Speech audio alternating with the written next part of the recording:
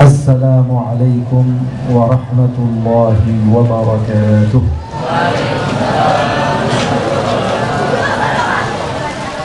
Alhamdulillah, nahmaduhu wa nasta'inuhu wa nastaghfiruh wa na'udzu billahi min shururi anfusina wa min sayyiati a'malina. Man yahdihillahu fala mudilla lahu wa man yudlil fala hadiya lahu. Asyhadu an la ilaha illallah wahdahu la syarika lah wa asyhadu anna sayyidana wa habibana wa 'azimana wa qurrata a'yunina wa nura qulubina Muhammadan 'abduhu wa rasuluh. Allahumma fashalli wa sallim wa barik wa karrim wa 'azzim wa majjid wa takarram wa tahannan 'ala sayyidina Muhammadin wa 'ala alihi wa sahbihi ajma'in. Subhanaka la 'ilma lana illa ma 'allamtana innaka antal 'alimul hakim. Allahumma inni a'udzu bika min 'ilmin la yanfa' wa 'amalin la yurfa' wa qalbin la yakhsha' wa du'a'in la yustajabu laha wa la hawla wa la quwwata illa billahil 'aliyyil 'azim. Hadirin hadirat yang dimuliakan oleh Allah Subhanahu wa taala, pada malam hari ini Allah memberikan keberuntungan kepada kita semua. Berkumpulnya kita di tempat yang mulia, di tempat yang mana di tempat ini dipelajari Al-Quran dan Sunnah Nabi besar Muhammad Sallallahu Alaihi Wasallam. Terlebih mata kita memandang kepada wajah para ulama, para habaib, orang-orang yang dekat kepada Allah, para salihin.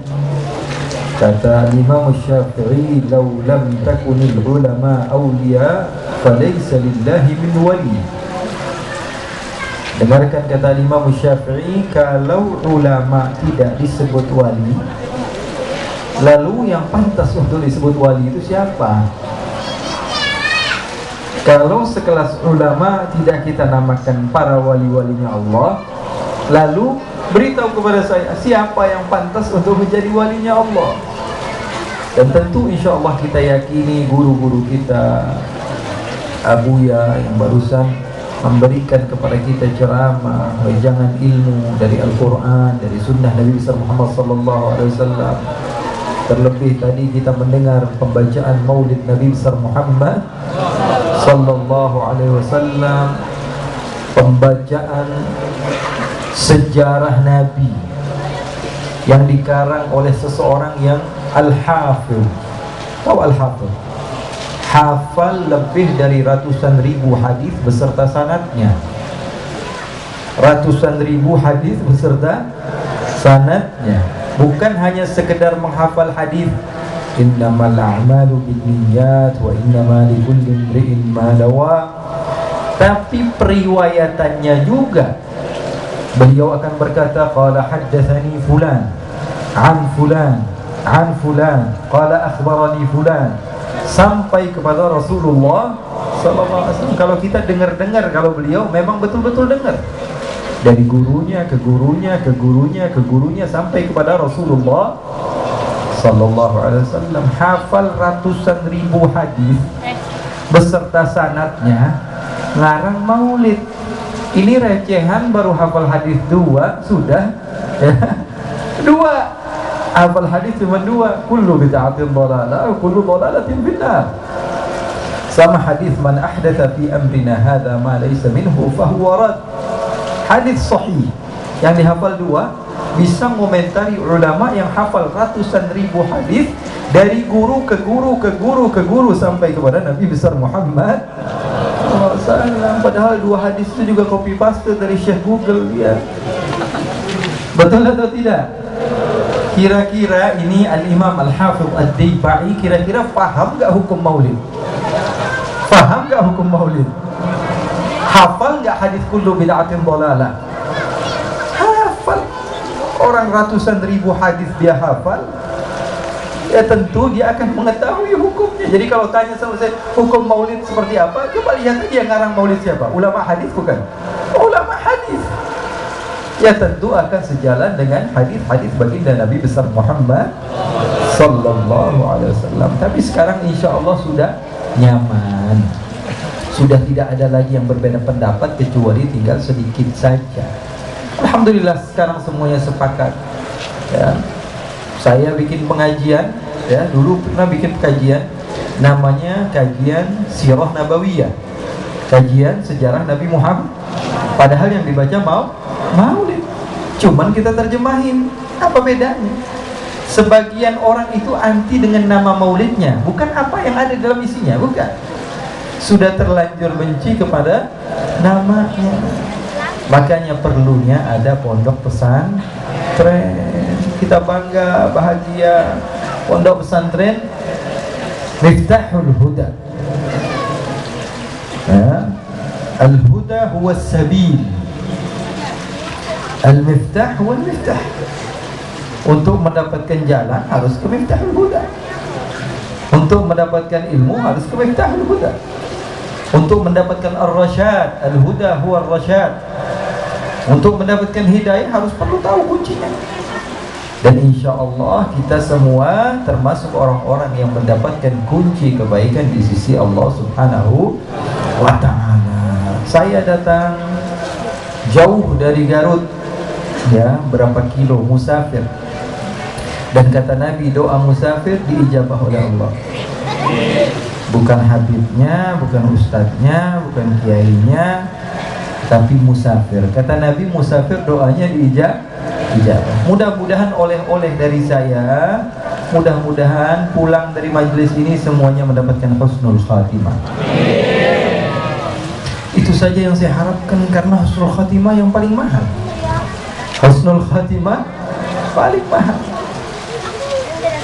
Husnul khatimah paling mahal.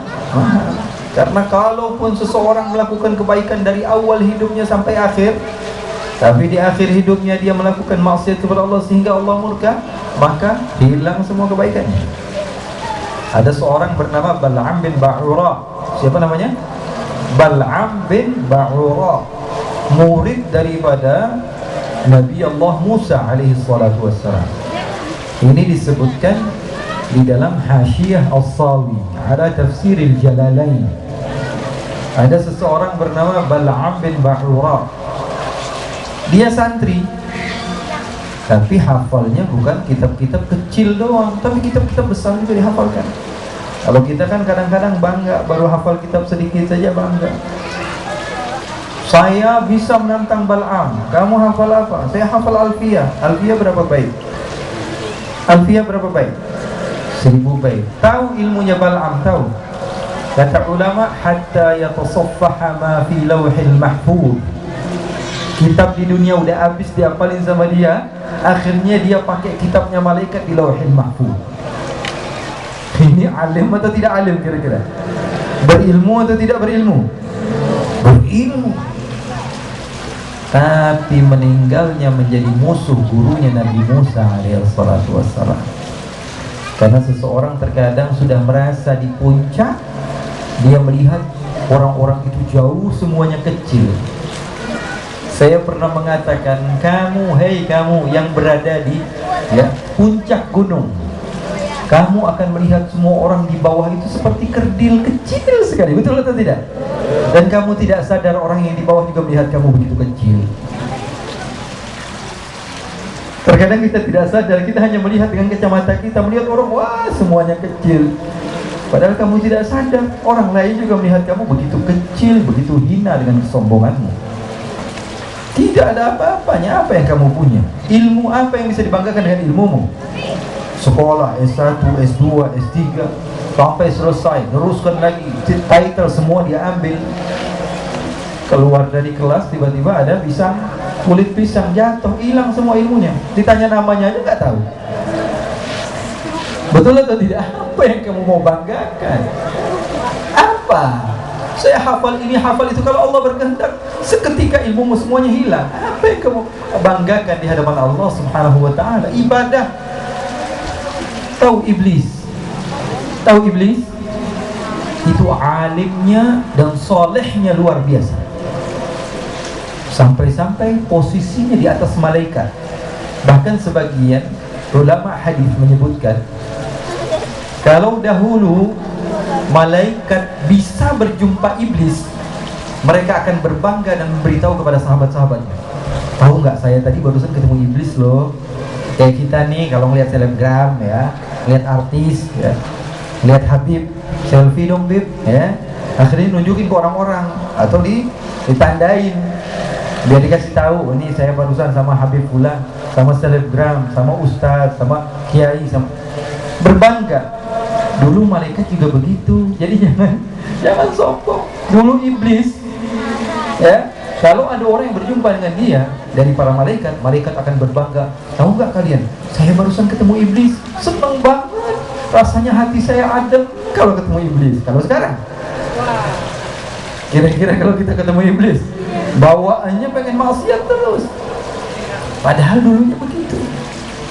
Iblis begitu mulia, tapi akhir dari hayatnya tidak baik. Saya Habib tapi banyak barokahnya, dekat sama kiai, dekat sama Habib, pernah ketemu, duduk barengan. Abu Lahab tetangganya Nabi, dapat manfaatnya. Abu Lahab tetangga, rumahnya nempel sama Nabi. Abu Jahal senantiasa melihat kepada wajah Nabi. Apa yang dia dapatkan?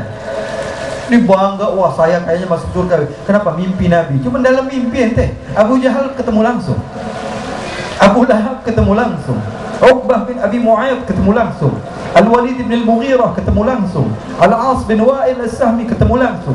Tapi akhir dari hayat mereka apa? Mati dalam keadaan yang tidak baik. Ilmu, amal, keberkahan, kaya raya. Kaya raya apa yang kamu banggakan dari kaya raya? Kalau Allah berkehendak, Allah subhanahu wa ta'ala akan ambil semua. Berapa banyak orang yang kaya raya tiba-tiba miskin? Dengan mudah Allah subhanahu wa ta'ala mengembalikannya kepada Allah subhanahu wa ta'ala. Makanya hebatnya Imam Al-Haddad ketika ditanya, Imam Haddad ini kan Masya Allah megah sekali Al-Hawi yang kau punya. Apa kata beliau? Kalaupun semuanya ini terbakar, rambut saya saja nggak goyang, apalagi hati saya. Rambut saya nggak bakalan goyang. Sedih begitu? Nggak bakalan. Saya bakalan bahagia, tetap sama. Karena apa? Karena mereka meletakkan harta mereka hanya di tangan, bukan di hati.